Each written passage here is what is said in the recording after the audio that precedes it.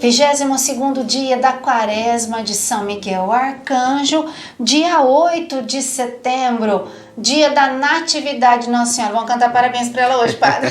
Então, já faz 9 meses que nós celebramos a Imaculada Conceição. Olha. O calendário da igreja tem esses detalhes, assim. Bonito. Depois de 9 meses a gente celebra o nascimento. 8 de dezembro, quando ela é concebida, sem pecado, Imaculada Conceição.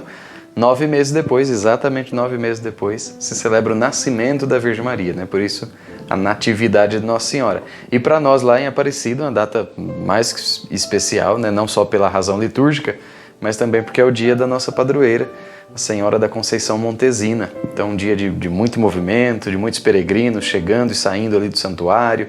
À tarde nós teremos a procissão, né? O nosso bispo vai celebrar conosco lá uma das missas, com a presença do nosso bispo, então é um dia bastante cheio para nós. Já ontem foi bastante, né? Bem movimentado.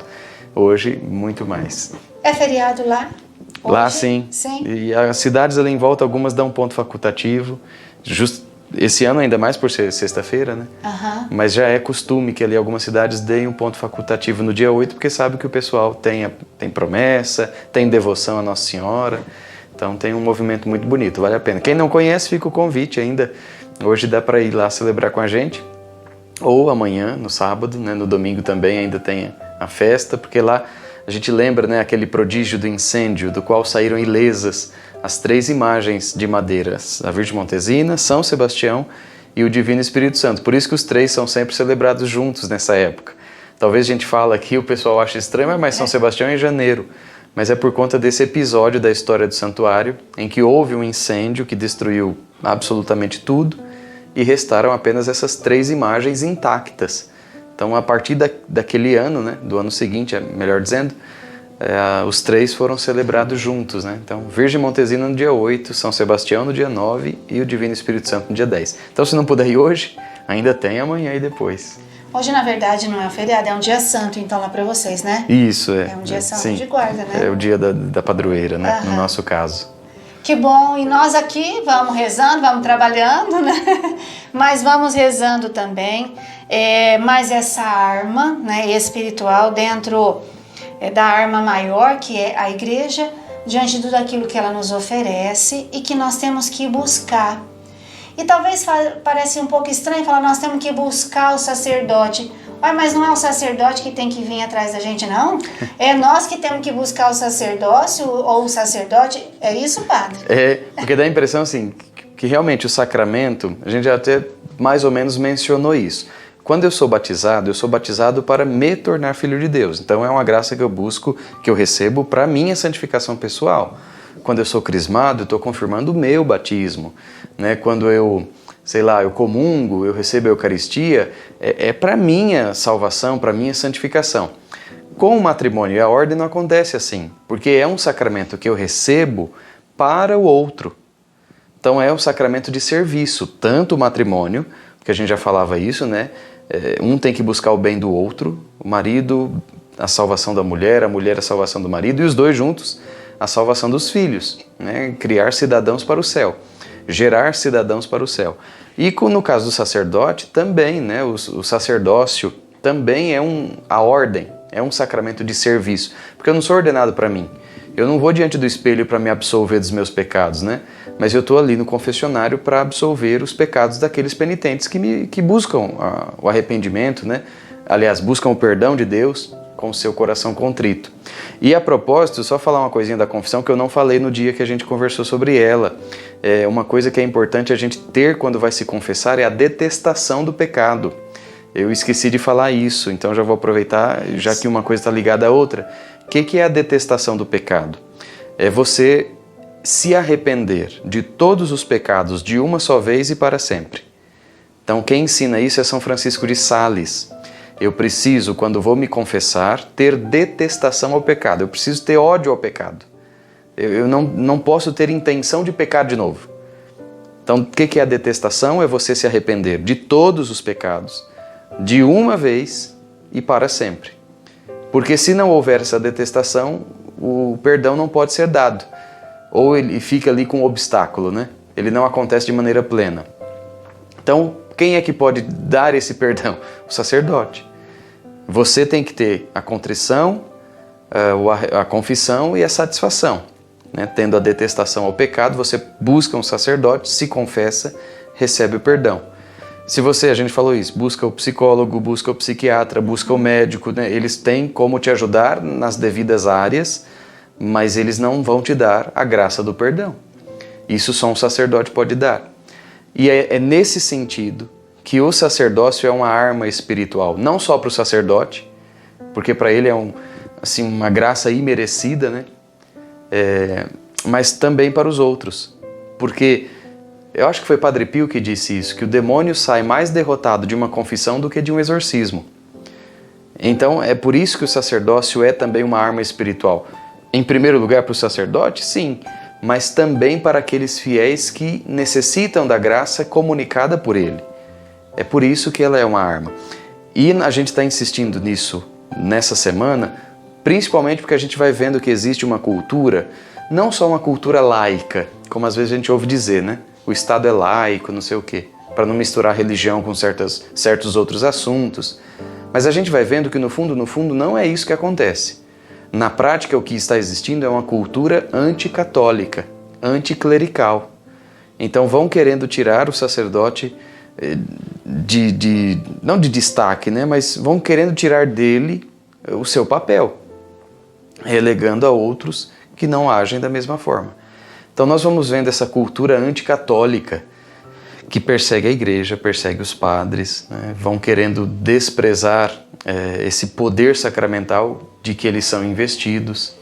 Então é uma arma espiritual, sim, porque nós necessitamos do sacerdócio para nos ajudar num direcionamento espiritual, a nos ensinar, a nos tirar da ignorância, né? São aquelas obras de misericórdia espirituais. Então o sacerdote, claro que isso os cristãos fazem entre si, mas algumas coisas só o sacerdote pode fazer. Só ele consagra a Eucaristia, só ele perdoa os pecados, só ele pode ministrar a unção dos enfermos.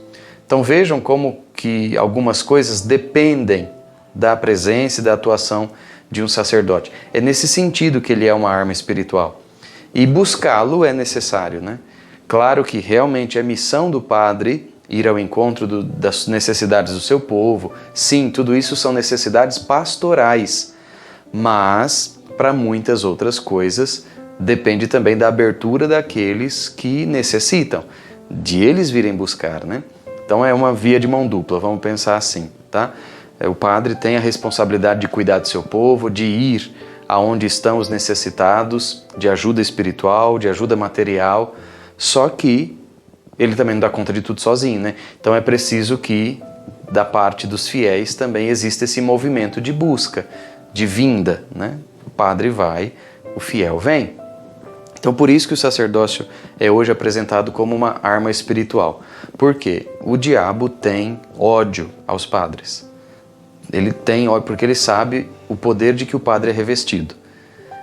São João Maria Vianney tem um episódio da vida dele em que ele estava fazendo exorcismo e o demônio respondeu, né? Olha, eu vou sair porque você é santo, mas o seu latim está tudo errado. Então, quer dizer, só para mostrar, pela palavra do sacerdote, né? Pela ação do sacerdote, então o diabo obedece, né? Ele não obedece por amor, obedece por obrigação e pela força de um ministério conferido a um homem. Eu acho bonita a expressão que o padre Paulo Ricardo usa quando ele fala dos padres. Ele diz assim, o padre não é só um homem, o padre é o sacrifício de um homem. Aquilo mesmo que São Paulo falou para os maridos, a gente lembrou ontem da carta aos Efésios, né? Maridos, amai vossas esposas como Cristo amou a igreja e se entregou por ela. Então é isso que o padre faz pela igreja. Ama como Cristo amou, dando a vida, gastando a vida. E é por isso que ele, né, o padre, não é só um homem, é o sacrifício de um homem. Porque a gente morre para as nossas vontades, para os nossos caprichos.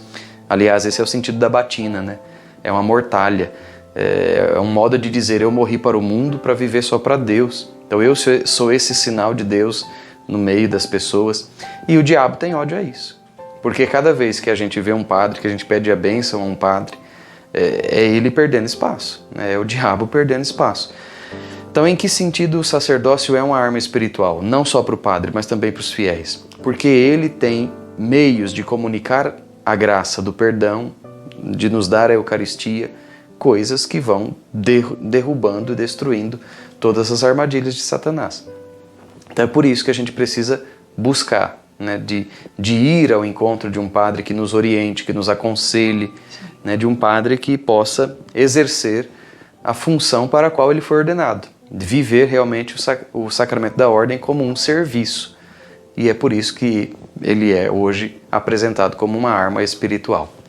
E eu acredito que a gente tem que pensar em algumas coisas, por exemplo, o respeito, né, com o sacerdócio, enquanto sacramento e com o sacerdote, né? É preciso ter respeito com a pessoa desse homem, né? Na hora de falar, como se relacionar, preciso ter respeito.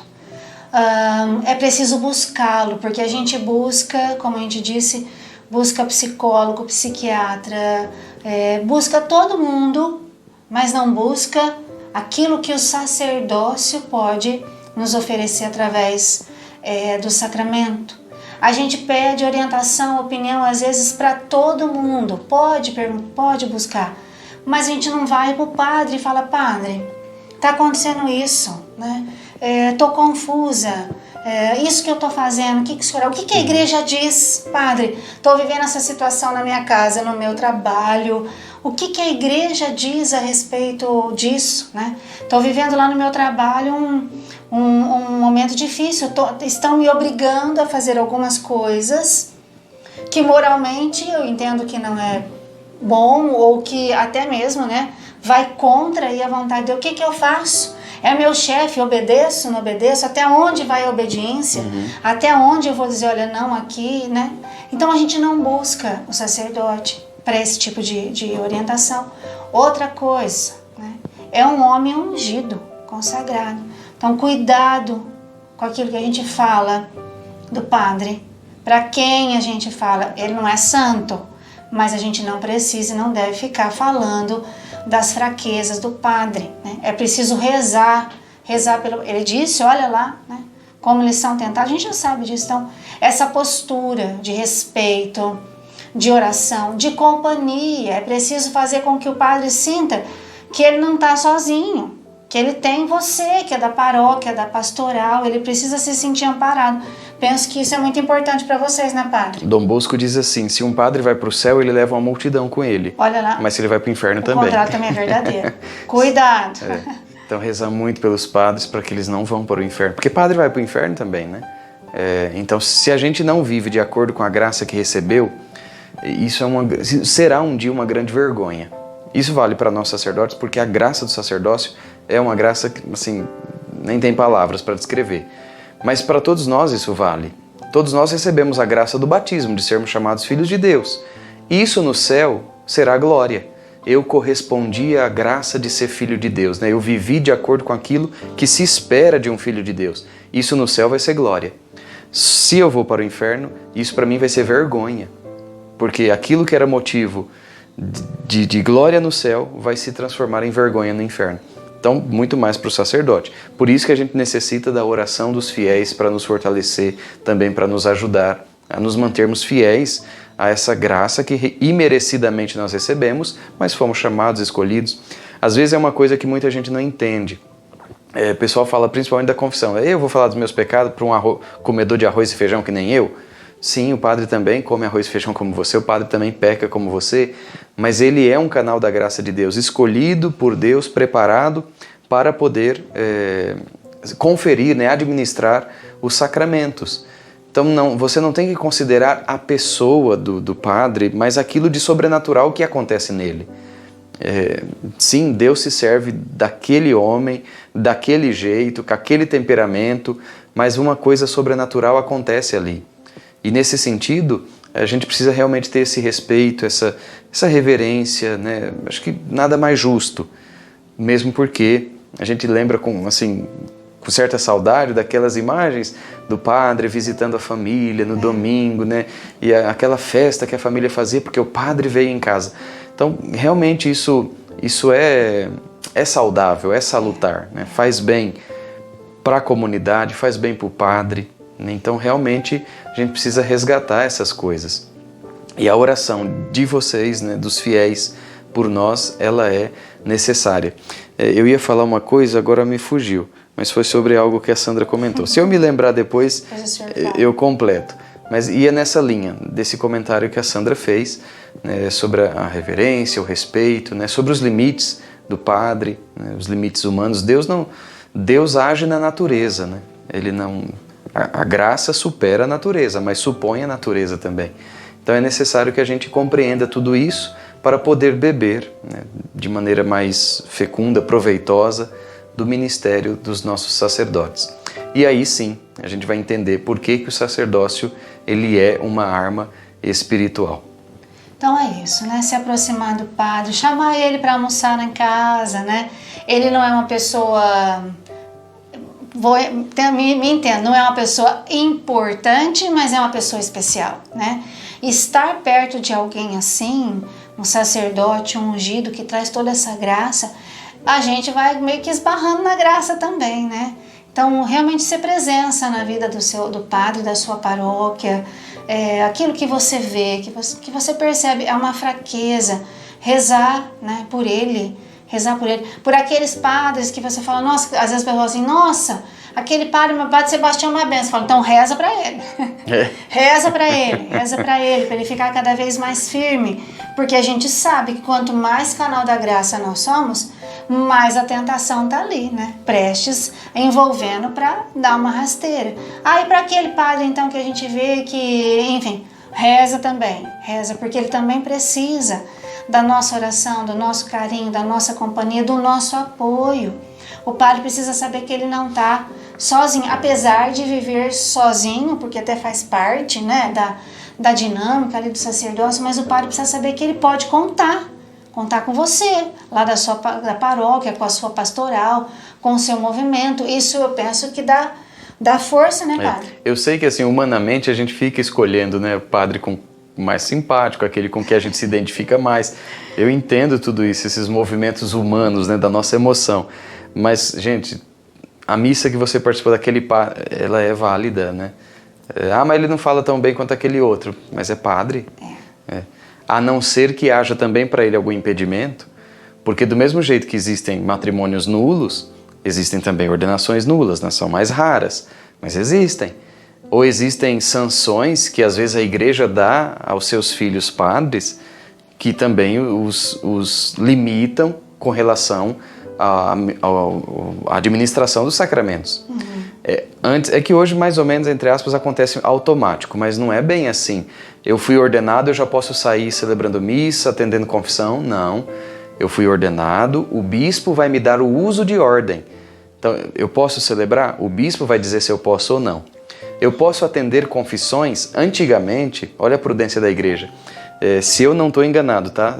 Eu estou me lembrando disso agora que eu falava isso no curso para os ministros, quando eu acompanhava os ministros na diocese. Antigamente havia o uso de ordem assim, gradativo. Primeiro você vai atender confissões só de crianças para catequese. Depois você vai atender confissões só de homens. Depois você vai atender confissão só de mulheres. Então era um jeito assim didático, pedagógico, não sei.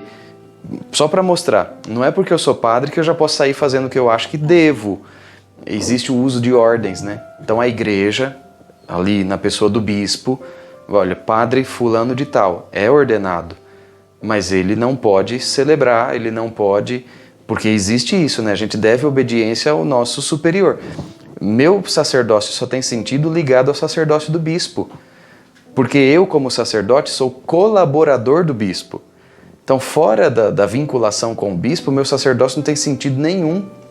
Inclusive, o Papa João Paulo II, quando escreveu a última encíclica dele, A Igreja Vive da Eucaristia, ele falava lá, um sacerdote que não está em comunhão com o bispo está em incoerência. É uma incongruência, né, que ele celebra a Eucaristia sem ter comunhão com o bispo de quem ele recebeu a ordem. Então, isso também precisa ser lembrado, precisa ser dito. O meu sacerdócio tem sentido e dá fruto na medida em que ele está ligado à raiz. Então, o bispo é aquele de quem eu recebi a ordem. Eu sou colaborador do bispo, eu não sou padre autônomo, né? Assim, eu não sou um padre solto. Eu estou ligado a uma diocese, eu sou padre diocesano, né? Tem os religiosos, mas eu estou vinculado a uma diocese e o meu sacerdócio só tem sentido na medida em que eu sou o colaborador do meu bispo. Então, é uma coisa essencial do sacerdócio que eu já estava deixando passar. Eu preciso estar ligado a uma igreja. E ali na pessoa do bispo, né, que é o sinal visível da unidade da fé. Fora disso, meu sacerdócio está sendo incoerente, eu não poderia estar usando ordens, e se eu estiver sob sanção, sob pena, né, ou por alguma razão, tá sendo movido contra mim uma investigação canônica, o bispo vai me dizer, você não pode celebrar missa publicamente, você não pode atender confissões, você celebra privado, você reza a sua missa. Ou não, ele vai dizer, você está privado dos sacramentos. Para dizer, às vezes a gente não sabe disso, né? Mas é uma injustiça com os casais, não sei o quê, que queriam comungar. Mas isso não acontece só com casais. Tem muito padre aí que está sob sanção, e que também está privado dos sacramentos. A gente não vê, a gente não sabe, ou às vezes a gente acaba acreditando nas mentiras que vão se contando, mas isso existe, tá? O sacerdócio só tem sentido quando ele está vinculado a um bispo e a uma igreja. Não existe sacerdote autônomo. A gente não pode cair nessa cilada, né? Porque a gente vê, né? Padre da igreja brasileira, né? Mas que raio que é isso, né? Então atenção a isso também, tá? Pode ser uma armadilha, um engano. Isso eu não sei se é a palavra certa, mas dá uma certa credibilidade, né? De saber que o padre ele não é padre do jeito que ele quer, como ele quer, mas que ele tem todo esse vínculo, né, com a igreja, até para que o sacerdócio possa ser frutuoso. Então vamos rezar agora, né, as orações da Quaresma, nesta quarta semana, né, nessa arma espiritual que é a igreja, pensando nas nossas intenções, tudo aquilo que a gente tem a cada dia apresentado aqui para São Miguel, rezando pelos nossos sacerdotes, né, pedindo que São Miguel os defenda e os livre de toda maldade, de todas as ciladas, porque tem cilada, né? O demônio vai ali, às vezes comendo pelas beiradas, e o padre pode cair numa cilada se ele não estiver atento. Então rezemos por eles e rezemos por nós, para que nós possamos dar o devido respeito, né, aos nossos sacerdotes. E rezar por vocações também, né? Vocações sacerdotais, para que surjam vocações santas ao sacerdócio na nossa igreja. Então vamos rezar? Em nome do Pai, do Filho e do Espírito Santo. Amém. São Miguel Arcanjo, defendei-nos no combate. Sede nosso refúgio contra a maldade e as ciladas do demônio. Ordene-lhe Deus, instantemente o pedimos, e vós, príncipe da milícia celeste, pela virtude divina, precipitai no inferno a Satanás e a todos os espíritos malignos que andam pelo mundo para perder as almas. Amém. Sacratíssimo coração de Jesus, tende piedade de nós. Sacratíssimo coração de Jesus, tende piedade de nós. Sacratíssimo coração de Jesus, tende piedade de nós. Pedindo a intercessão de São Miguel, rezamos agora a sua ladainha.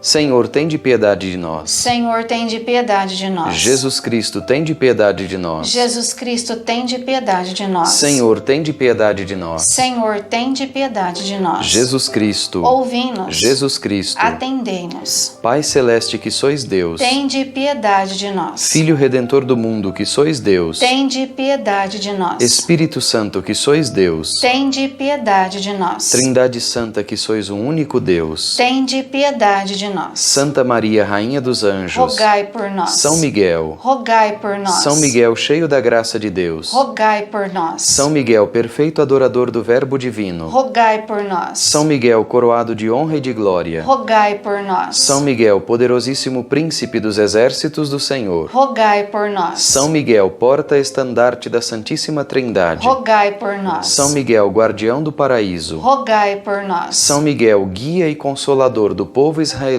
rogai por nós. São Miguel, esplendor e fortaleza da igreja militante, rogai por nós. São Miguel, honra e alegria da igreja triunfante, rogai por nós. São Miguel, luz dos anjos, rogai por nós. São Miguel, baluarte dos cristãos, rogai por nós. São Miguel, força daqueles que combatem pelo estandarte da cruz, rogai por nós. São Miguel, luz e confiança das almas no último momento da vida, rogai por nós. São Miguel, socorro muito certo, rogai por nós. São Miguel, Miguel, nosso auxílio em todas as adversidades. rogai por nós. São Miguel, arauto da sentença eterna. Rogai por nós. São Miguel, consolador das almas que estão no purgatório. Rogai por nós. São Miguel, a quem o Senhor incumbiu de receber as almas que estão no purgatório. Rogai por nós. São Miguel, nosso príncipe. rogai por nós. São Miguel, nosso advogado. rogai por nós. Cordeiro de Deus, que tirais o pecado do mundo. Perdoai-nos, Senhor. Cordeiro de Deus, que tirais o pecado do mundo. Ouvi-nos, Senhor. Cordeiro de Deus, que tirais o pecado do mundo. Tende piedade de nós, Senhor. Rogai por nós, ó glorioso São Miguel, príncipe da Igreja de Cristo. Para que sejamos dignos de suas promessas. Oremos.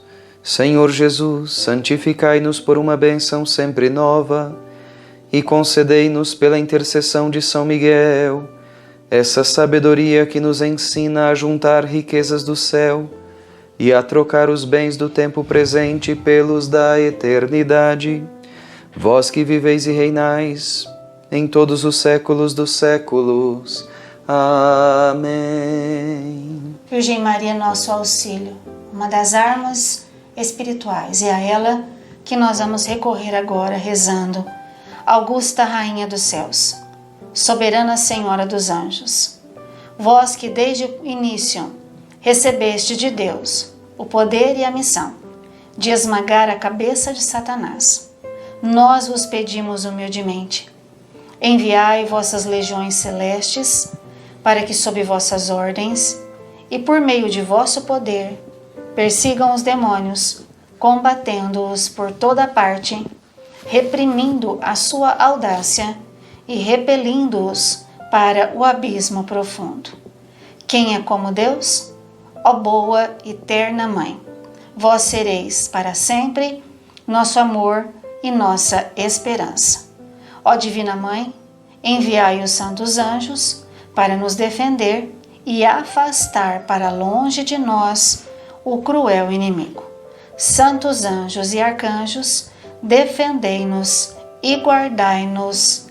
Amém. Como tem sido importante essa quaresma e especialmente essa semana com essa arma espiritual. Eu não imaginava, né? Quando nós escolhemos essa arma, eu não imaginava que nós íamos aprender tanto, que tanta mentira, tanta falsidade, né, ia ser revelada, que quantas máscaras iam cair, que tantas inverdades a gente ia falar, nossa, estava caindo nessa cilada ou estava nessa cilada e não sabia. Então Deus seja louvado pela sua fidelidade, porque você continua aqui, continua compartilhando, continua curtindo o vídeo, deixando os comentários, convidando mais pessoas para fazer. Se um desses assuntos que nós conversamos até hoje aqui, né, sobre o sacerdócio e os outros dias, se você fala, nossa, conheço essa pessoa, ela precisava tanto saber disso, vai com muita humildade, dizendo, olha, eu aprendi, eu descobri coisas que eu não sabia, queria que você também tivesse acesso e compartilha com ela, tá bom? E amanhã vem uma outra arma muitíssimo importante, que é a unção dos enfermos. Padre, infelizmente, existe muito preconceito, falsidade, e por tudo isso não se busca, e a pessoa muitas vezes que pode e deve receber a unção dos enfermos, ela não pode buscar, alguém tem que buscar por ela. E amanhã é dia da gente conversar um pouquinho mais sobre isso, até para esclarecer algumas dessas questões, né, sobre esse sacramento tão importante, sacramento de cura. Cura física e cura espiritual, né, são os frutos do sacramento da unção dos enfermos. Então amanhã a gente gasta, entre aspas, gasta um tempinho com isso. E nesse dia da Natividade de Nossa Senhora, sexta-feira, né, memória aí do coração de Jesus, nós vamos colocando os sacerdotes dentro do coração de Maria e dentro do coração de Jesus também, e pedindo a bênção de Deus, Padre. O Senhor esteja convosco. E Ele está no meio de nós. Por intercessão da bem-aventurada Virgem Maria, cuja natividade a Igreja celebra hoje, desça sobre vós e permaneça sempre a bênção de Deus rico em misericórdia, o Pai, o Filho e o Espírito Santo. Amém. Vamos rezar assim. São Miguel Arcanjo, nosso auxílio em todas as adversidades, rogai por nós, vamos? São Miguel Arcanjo, nosso auxílio em todas as adversidades, rogai por nós.